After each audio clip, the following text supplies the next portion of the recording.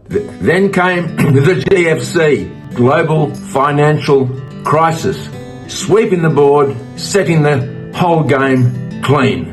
It took a while to unfold because at that stage I had so much property by property needed to get sold. The financial crisis, it swept the whole board clean and made us all rethink the values, what we've been doing.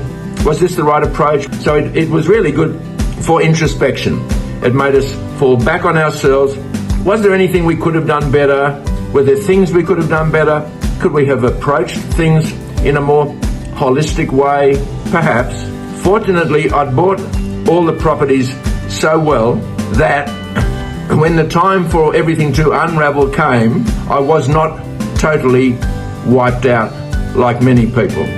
Many people will remember that in America, it was like a domino effect. Everything else was affected. Not just properties, not just real estate, but the whole world.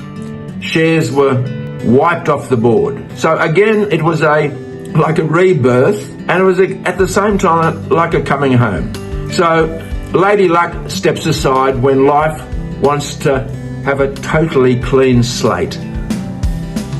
So if this pivot speaks to where you're at now, there's a link below where you can book a free clarity call with me. I'd love to hear your story.